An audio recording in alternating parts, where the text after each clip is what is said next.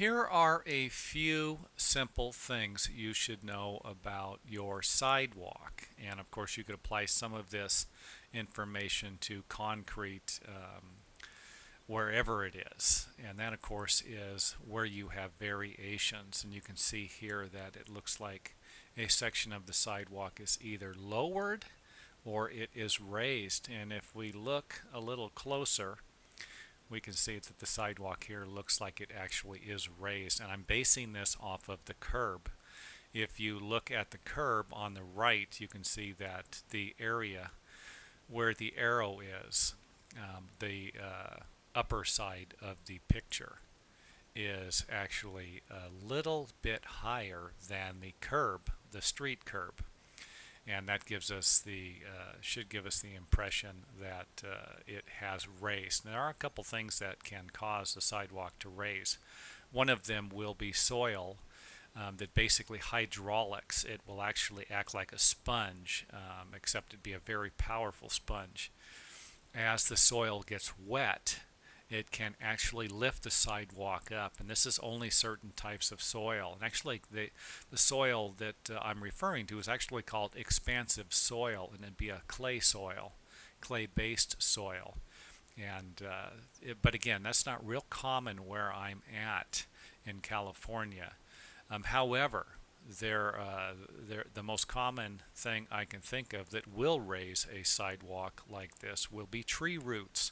As tree roots grow and get larger, they'll lift the sidewalks up, and that is probably about the most common way of raising a sidewalk I can think of. Next up on the list is basically the soil erosion. It looks like the soil has basically eroded and formed a break, a gap in between the sidewalk and the curb. And this could be a big problem.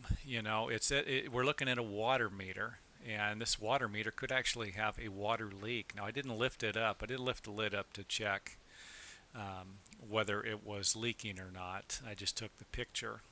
But this could be another sign. It's kind of something that you can walk around the neighborhood, and if you see something like this all over the place, then it might not be a big concern. And by that, I mean that it might not be anything you're going to be able to do about it. However, if you see something like this near a water meter, the first thing you're going to want to check is just to make sure that the water meter itself isn't leaking, and that there isn't a big soil erosion problem. It's not uncommon to pull the lid up of a water meter and notice a lot of the soil gone, and you're like, hey, how could this happen? Well, it's basically through the erosion process. Water will move the soil away, and pretty soon you have a nice hole there. And don't forget that the water company, the people who supply your water to your home, are responsible for everything on the opposite side of the water meter. So you're responsible from everything from the water meter to your house. They're responsible for everything in the other direction, and that is in most cases, at least where I'm from.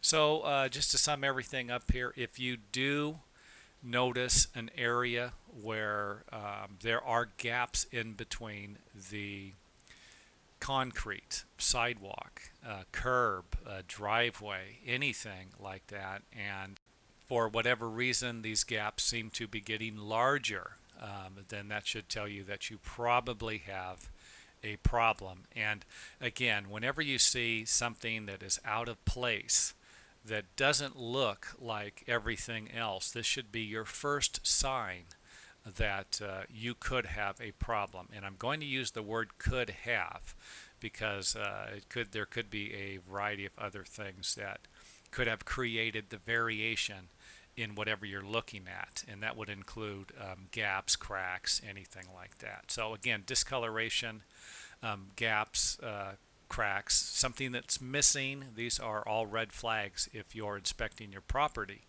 and trying to maintain it and keep it in pretty good shape.